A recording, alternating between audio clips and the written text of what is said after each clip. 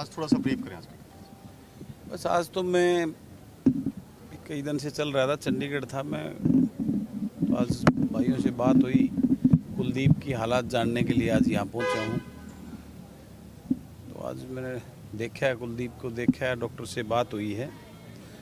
तो अभी तो उसकी हालत को स्थिर बता रहे हैं डॉक्टर, स्टेबल है। तो मैं तो यही डॉक्टर से कहा है और उनके परिवार से, यहाँ शुक्र मोर्चा के हमारे किसान नेता भी थे, कि हम सब का उद्देश्य और सब की दुआएं यही है कि आज कुलदीप की ज़िंदगी बचाना, उसकी जान को बचाना।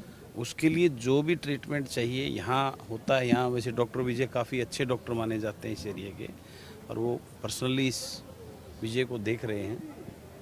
लेकिन फिर भी मैंने किसान मोर्चा उनके परिवार से भी, डॉक्टर से भी मैंने बात की। मैंने बोला है अगर इसके लिए वो ये समझें कि यहाँ से बेहतर हम इसको गुड़गांव, दिल्ली, मेदांता या आर्टिमिस अपोलो में इलाज हो सकता है, तो मैंने उसके लिए भी कहा है। उसके लिए पैसे की चिंता करने की ज़रूरत नहीं है।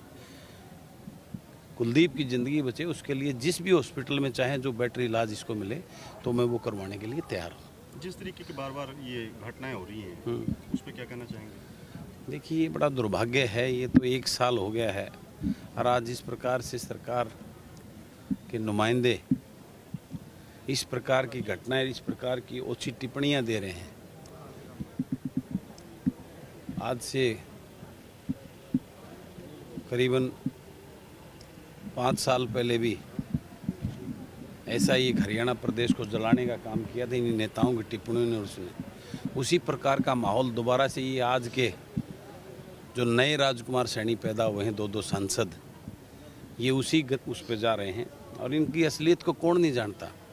इन्होंने हिंदुस्तान में मेरे ख्याल कोई पार्टी नहीं छोड़ी जिसकी डोमगिरी इन्होंने ना की हो। अब ये जो है ना, बीजेपी की डोमगिरी करके अपने नंबर बनाने के लिए, आकाओं को खुश करने के लिए इस प्रकार की अच्छी बातें कर रहे हैं। लेकिन इनको ये नहीं पता जिस प्रकार से आज उस राजकुमार सैनी को आप देखते हैं कि वो प्रदेश में लुप्त है, कहीं उसका कोई वो नहीं है।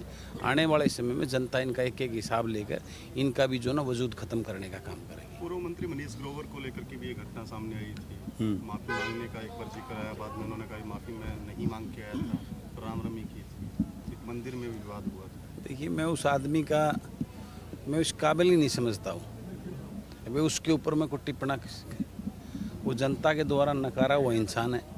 वो इतना बड़ा होता तो उसको जनता जिताकर दोबारा से विधानसभा में भेजती। तो उसका सर्टिफिकेट तो जनता 2019 के चुनाव में रोहतक के लोग पहले ही दे चुके हैं।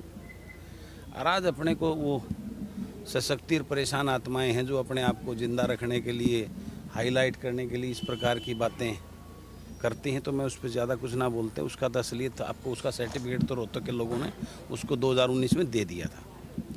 लेकिन मैं आज के इसमें यही कहना चाहूँगा कि इस प्रकार की जो घटनाएं हो रही हैं, जो ये 5 तारीख को विश्वकर्मा जयंती के अवसर पर हुई, ये सरकार का रवैया है कि आज कुलदीप को चोट लगकर उसको गुमराह सरकार की तरफ से, पुलिस प्रशासन की तरह तरह की बातें करके इसको घुमाया जा रहा है इस केस को, जबकि सच्चाई जो है वो उसको सब जानते हैं।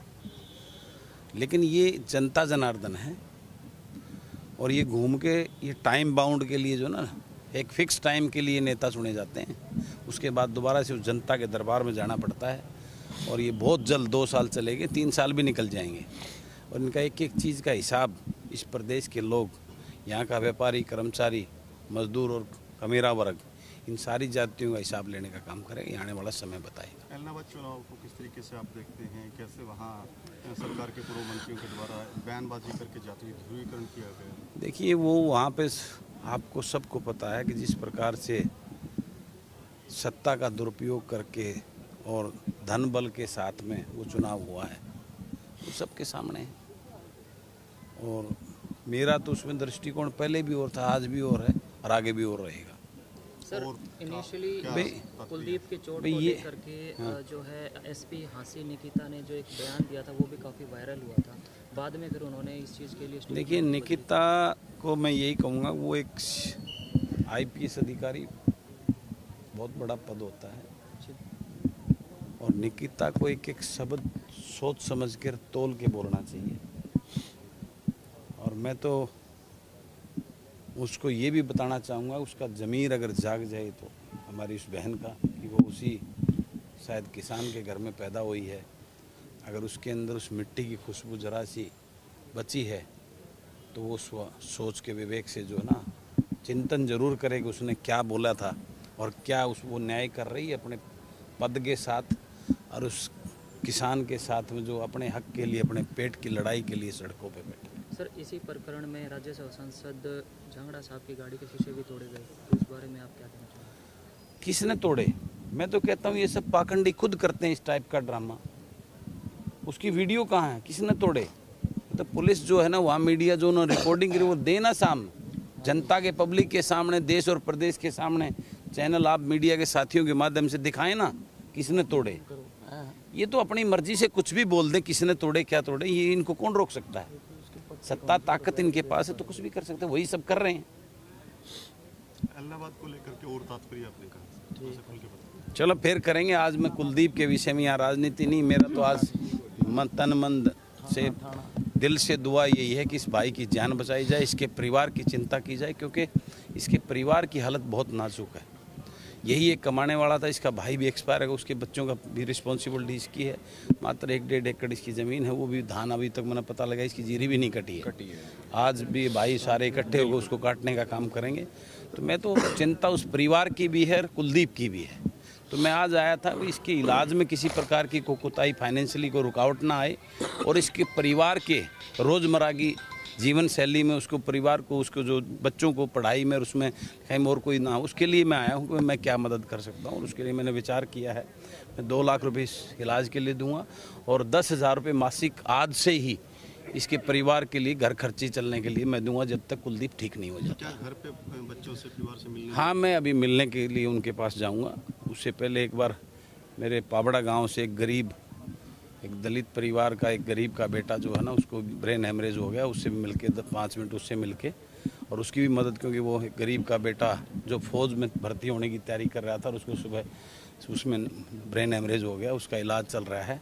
उसके लिए भी थोड़ी आर्थिक मदद देकर उसको मिलकर मैं फिर उसके बाद उसके घर पे मिलता हुआ रांसी होता हुआ निकलूँगा। एक तरफ जिस तरीके से बीजेपी और सत्ता दल के लोग हैं, जातीय जो चीज़ें फैलाने की कोशिश कर रहे हैं, उसी तरीके से दूसरा ये एग्जाम्पल आपने जिक्र किया पाबड़ा के युवक का जो फौज में भर्ती होना चाहता था, जी, गाम राम, जिसकी कोई जाति और धर्म नहीं होती है, वो मिलकर के इस तरीके से आगे आ रहे हैं। 10 लाख रुपए से ज़्यादा इकट्ठा हुआ है। किस तरीके से समाज क्या उनके बयानबाजी में जाएगा या आपको लगता है कि नहीं, देखिए, ये तो कल्चर हमारा वो बदल नहीं पाएगा? ये एक दिन आने वाली नई पीढ़ी इस बात को निश्चित रूप से समझेगी।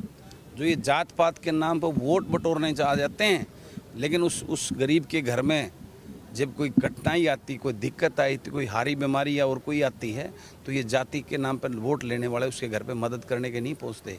ये चीज़ें एक दिन उनके आने वाली पीढ़ी के बिल्कुल पक्का समझ में आएगी। Thank you.